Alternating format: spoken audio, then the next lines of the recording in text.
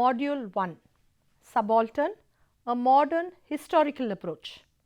For us to better understand the subaltern perspective in sociology and to critique on the same, in this first module, we will look into some modern historical approaches for us to understand the background of the subaltern perspective. Modern historiography. In modern times, since the advent of Europeans, historical writing in India is influenced by Western ideas and methods of research. The outlook of the Jesuits, the Portuguese, the Dutch, the French and the English writers was conditioned by the prevailing conceptions in Europe, their relations with each other and their attitude towards the Indian powers. Many of the historians of the imperialist age looked at things in India from the angle of European tradition. Thus, as in European history, they divided Indian history into the ancient, dominated by the Hindu-Buddhist powers, medieval, dominated by Muslim powers, and modern, dominated by European powers as periods. Also, they were guided by conservative or liberal traditions in Europe. The conservative historians often dismissed India as a land of savagery and superstition, while the liberal historians viewed it as a land of charity and civilization. Since the beginning of the 19th century, India experienced a great intellectual awakening. Under its cumulative effect, historical studies received an impetus and scholars, Indians as well as Europeans, made an attempt to reconstruct the history of the ancient, medieval and modern times. This was marked by an exploration of archaeological sites, study of inscriptions, preparation of critical editions of ancient texts and writing of new historical works. Since the early 19th century, historians endeavored to write authentic historical accounts based on a systematic study of the original sources. Though the data on political history are inadequate, this work has furnished a vast amount of details on society, culture, administration, art and sciences and has attempted a chronological framework for the history of ancient India. New approaches in the study of history. There are new approaches in the study of history by taking into consideration the contemporary developments in the philosophical approaches to history. In the 1970s, a group of scholars rejected determinism. Determinism is the philosophical doctrine that claims that all behavior results from preceding events or natural causes. It is the result of the two previous philosophical ideas: materialism, that subscribes the idea that only matter exists, and causality, that establishes a relationship between cause and effect, both economic and geographical. In the case of history, the work of the previous generation was rejected and there emerged new approaches to the study of the past. Of these, 6 approaches are significant in particular. These are as follows: the history from below, microstoria, women's history, subaltern studies, the history of everyday, histoire de l'imaginaire. History from below. From classical times onwards, history has been considered as an account of the activities of the great. In the 19th century, interest in broader social and economic history developed, but the focus of the subject matter of history still revolved around the elite. Many scholars felt unhappy about the elitist approach to history. History from below has an appeal to those historians anxious to broaden the boundaries of their discipline, to open up new areas of research and above all to explore the historical experiences of those men and women whose existence is so often ignored, taken for granted or mentioned in a passing reference in mainstream history. History from below has two meanings to be conveyed in it. It is not only the history of ordinary people in the past, but also history written from the point of view of ordinary people. The most significant change as far as the discipline of history is concerned in the 20th century is the approaches to the historical writing that compensated for the study of inadequacies of a tradition of the elitist historiography that ignored the experiences, the culture and the aspirations of the dominated groups. This was encouraged and has in turn been encouraged by the rise of the oral history, giving ordinary people the opportunity to describe their experience of the historical process in their own words. Women's history. Women's history emerged as a definable field mainly from the 1960s onwards, and at present it became an established practice in many parts of the world. The United States is unique to the extent in which women's history has achieved a visible and influential presence in the academia. And evidence for this is in the form of articles and books, self-identification of historians. Microstoria or microhistory. Microhistory is a practice essentially based in the reduction of scale of observation on a microscopic and intensive study of documentary material. Individuals constantly create their own identities and groups define themselves according to conflicts and solidarities which cannot be assumed beforehand but result from the dynamics that are the object of analysis. In microhistory, the researcher's point of view becomes an intrinsic part of the account. The research process is explicitly described and the limitations of documentary evidence, the formulation of hypotheses and the thought process followed are explained. The reader is involved in a sort of dialogue and participates in the whole process of construction of the historical argument. The history of every day. It is an approach developed in Germany based upon the philosophical and sociological traditions. Its advocates are Alfred Schutz, Irving Goffman, Henry Lefebvre and Michael de Courteau. It overlaps with the approach of microhistory. The history of every day adopted a method of reinserting human experience into social history. Some of its advocates felt that this approach is abstract and faceless. This approach was criticized for its petty things and for ignoring politics. The advocates of this approach had defended on the grounds that the trifles or petty things can provide information about subterranean changes. Histoire de l'imaginaire or the history of mentalities. The approach is defined as an everyday version of intellectual history or the history of ideas. In other words, the history of habits, of thought or unspoken assumptions are consciously formulated by the philosophers and other theorists. This approach originated in France in the 1920s. In the 1930s, this approach had gone through something of a revival. Historians working in this area showed an increasing concern with literary, visual or mental representation.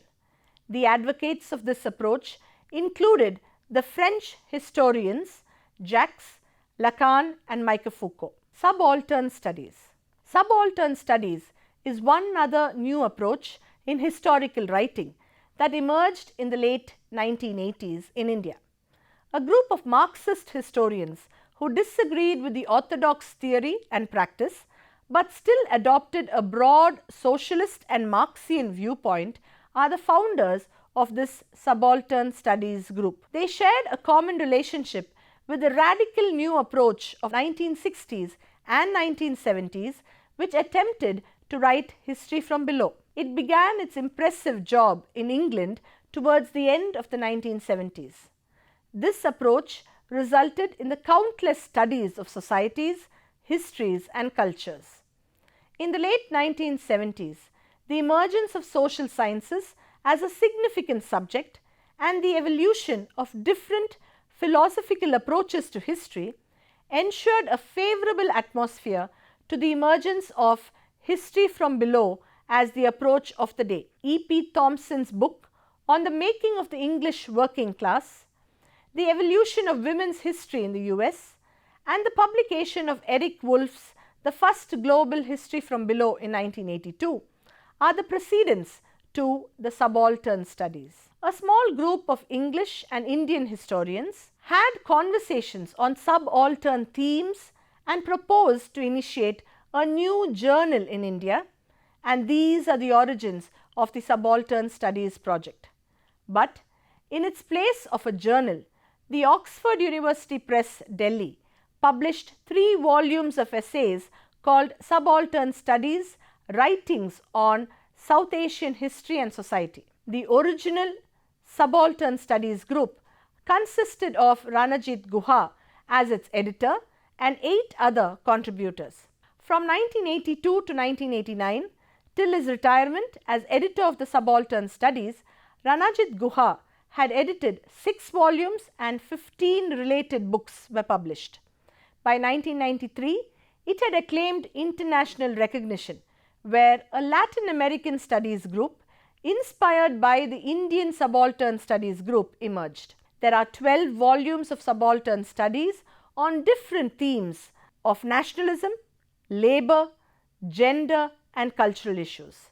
Burton Stein, a noted English historian, recognized the Subaltern Studies group's work in the 1980s as a decade of historical effervescence in South Asian studies.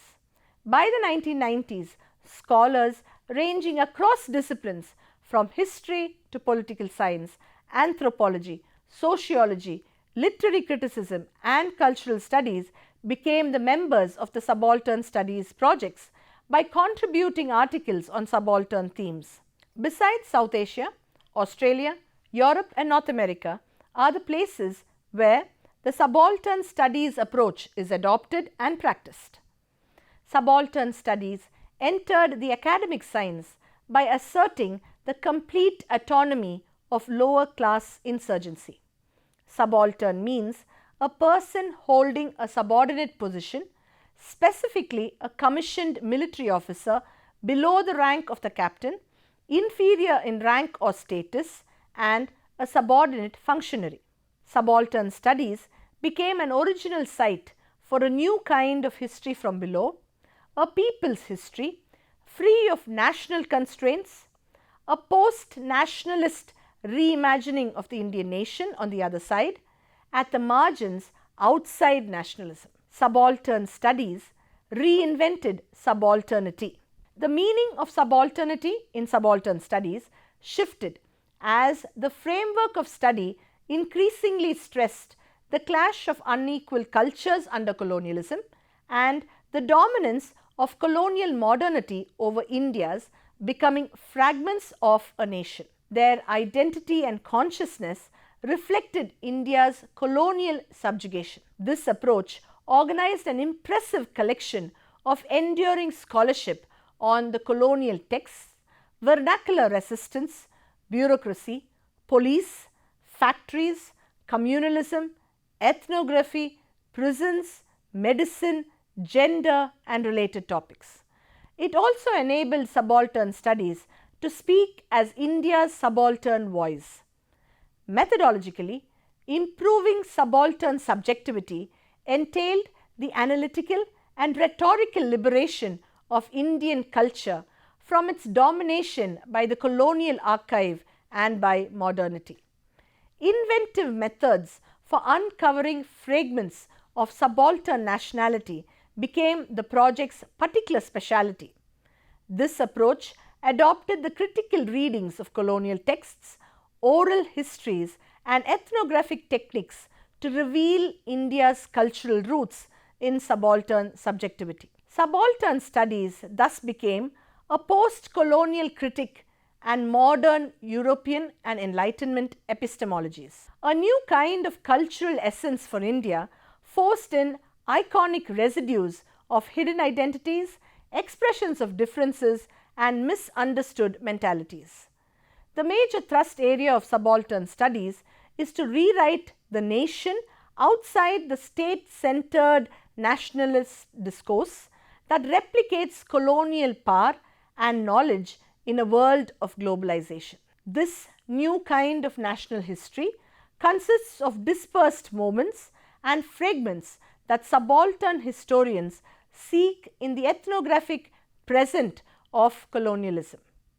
Writing such history constitutes subversive cultural politics because it exposes people and also because it provides liberating alternatives. The historians need to leave aside the narrative approach and form the limits of chronological and linear time. Subaltern studies' growing diversity of research gives it a new look for a new cultural history. Its search for hidden or invisible paths evokes textual criticism, fragmentary testimonies, and lost moments to restore the integrity of indigenous histories that appear naturally in non-linear, oral, symbolic, vernacular and dramatic forms. Subaltern Studies and India.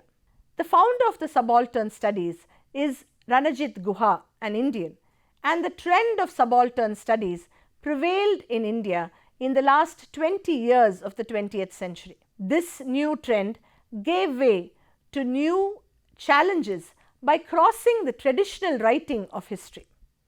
It provided a new direction, new amplitude, and helped to begin a new chapter. The Indian point of view of subaltern history is similar to the trend of writing in England, which became famous as history from below. The Center of South Asian Cultural Studies was established with the assumption that without knowing the work of downtrodden people, it is not possible to obtain the true sight of contemporary history. Dr. Ranajit Guha played a vital role in the establishment of this institute. He discussed about this viewpoint of history with some Indian scholars. The historians who experienced the need to study the new point of view regarding the revolt movement during the British rule in India came together and deliberately started new experiments in the field of history. In 1982, a collection of articles edited by Dr. Guha, Subaltern Studies, was published. This first issue of Subaltern Studies can be called a concrete invention of the new trend of thoughts. Guha tried to write history of subaltern from the subaltern perspective.